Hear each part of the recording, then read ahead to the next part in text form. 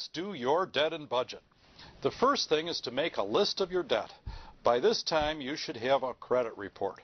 You can get one right now for free at www.freeannualcreditreport.com. Do not go to one of these goofy places you see advertising free credit reports. You only get a free report if you sign up for bizarre services they offer that you don't need but put money in their pockets. You may already have a list of your debts prepared by you and your attorney. These are the different types of debt most people face. We will discuss them in the order of importance according to the U.S. Bankruptcy Code. 1. Domestic support obligations. Here's how the U.S. Bankruptcy Code defines it. See why you need an attorney? The term domestic support obligation means a debt that accrues before, on, or after the date of the order for relief in a case under this title, including interest that accrues on that debt as provided under applicable non-bankruptcy law, notwithstanding any other provision of this title, that is, A, owed to or recoverable by 1. A spouse, former spouse, or child of the debtor, or such child's parent, legal guardian, or responsible relative, or governmental unit. Or it's a debt B in the nature of alimony, maintenance, or support, including assistance provided by a governmental unit of such spouse, former spouse, or child of the debtor, or the child's parents, without regard to whether such debt is expressly so designated. And it's established or subject to establishment before, on, or after the date of the order for relief in a case under this title by reason of the applicable provisions of a separation agreement, divorce decree, property settlement agreement, an order of court of record, or a determination made in accordance with applicable non-bankruptcy law of a governmental unit and not assigned to a non-governmental agency unless that obligation is assigned voluntarily by the spouse, former spouse, child of the debtor, or such child's parent, legal guardian, or responsible relative for the purpose of collecting the debt. You must pay your domestic support obligations. They are not dischargeable in bankruptcy, with the exception of property settlement obligations that are not support in a Chapter 13. And D above. You may try to modify them in state court. Current obligations must be paid in the future, and arrears must be paid in installments in a Chapter 13. In fact, Chapter 13 prefers domestic support arrears ahead of other creditors. Chapter 7 has no effect on DSOs, neither does any other kind of debt settlement or negotiation scheme or agreement outside of a court order or a Chapter 13 repayment plan. You should list each payee for each DSO on your creditor list. Don't leave them off. If you're behind, put the amount next to the DSO payee. List the current monthly payment amount in your budget. List the payment for arrears if under court order for it. List that in the payment for your budget. So you're going to list these on your creditor list. You're going to list the amount in the space provided in the budget. And give a copy of the court order, marital settlement agreement, or other DSO papers to your attorney. Tax debt. Have you chosen to ignore your tax debt? Or did you take too many exemptions so nothing's withheld from your paycheck so you'll get a big refund? Do you have IRS or state tax debt on your income? Or do you have sales tax or employee tax problems? Your bankruptcy attorney will obtain your tax transcripts or returns that are required in all bankruptcy cases. If you have not filed your last 4 years' tax returns for Chapter 13 or last year's return for Chapter 7, you're going to have to do that. Generally, personal income taxes are due on April 15th, after the end of a calendar year. So 2011 personal income taxes are due April 15th of 2012, unless the date is a weekend or holiday, which would add a few days to the due date. You cannot eliminate obligations for taxes due within 3 years of filing bankruptcy. These are priority taxes. So if your main problem is this, you better think about getting rid of other debt so that you can pay your taxes, since the last generally 3 years grow with interest and penalties and can't be discharged. After these taxes are due for more than 3 years, they're treated differently in a bankruptcy.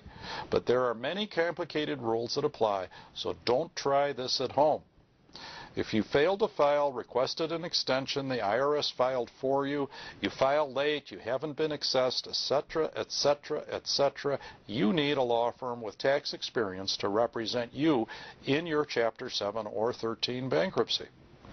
For non-bankruptcy tax payment or negotiation, you can go directly to the IRS yourself or have an enrolled agent who's qualified to represent taxpayers help you.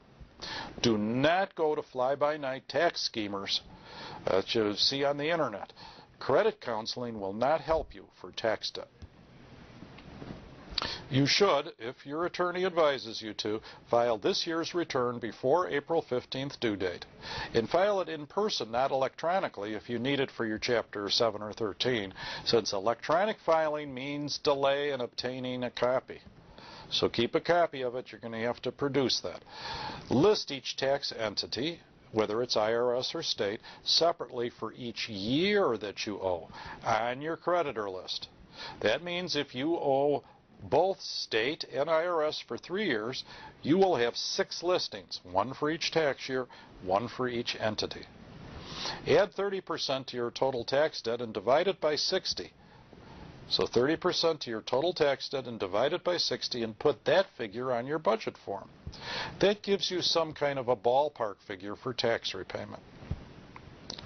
Check the Grantee-Grantor Index at your local county recorder of deeds. Many are online to see if a tax lien has been recorded against you and your property. Of course, if your tax debt's due more than 3 years from the due date, it may be dischargeable in Chapter 7 or Chapter 13 bankruptcy. There are other benefits to bankruptcy if you have tax debt, including the ability to pay the tax debt ahead of other creditors, pay it without interest, agree with the IRS to take less, and deal with tax liens. Tax liens do not generally go away unless you've paid the entire liability, and they attach to property you acquire after the lien filing and after bankruptcy and last for 10 years. So it's important to deal with tax debt if you want a true fresh start. Debt secured by real estate.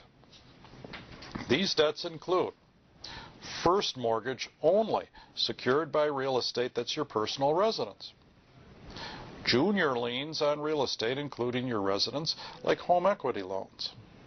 Lines of credit. Real estate taxes, water and sewer bills are secured by real estate. And by local laws are judgment liens.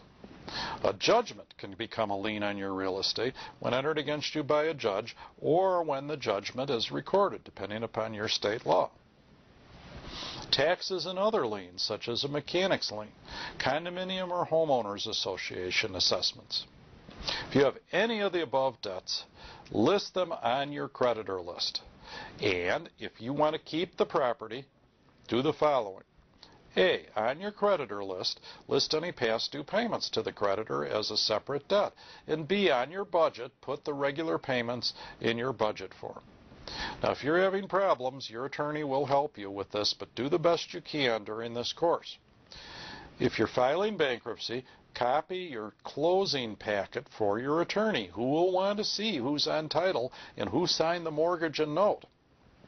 If you're keeping the property, copy your insurance declaration for your attorney and put a monthly payment for insurance on your budget if it's not included with your mortgage payment. Put your mortgage payments in the budget in the form provided. Copy your real estate tax bill, which is available online or at your county assessor, and if it's not included in your monthly payment, divide it by 12 and put that in your budget for a payment every month. If it's a condominium or homeowners association and the assessment is due, list the association as a creditor if it's behind and put an amount in for the regular assessment in the budget. If you're not keeping the property that you live in, you're still going to have to put an amount in your budget for rent. Do not abandon property. live in it until a sheriff's sale. If a condominium or homeowners association, after bankruptcy, pay your condo assessments until sold, because post-filing assessments are your responsibility even if you don't live there. Whether you want to keep your real estate or not, whether it's your residence or not, you're generally going to have to maintain it until you sell it or a sheriff's sale sells it. Do not abandon it, because it's still yours, and you can be sued if someone's hurt in it, and debts arising from it after bankruptcy may still be yours. So stay in your house and maintain it until someone takes it off your hands. In many cases, you can live rent-free for a year or two while foreclosure processes continue. In some cases, banks won't even want to foreclose, and you can save money to buy it back if it ever is foreclosed, while you live there for free, if no order to pay rent is entered against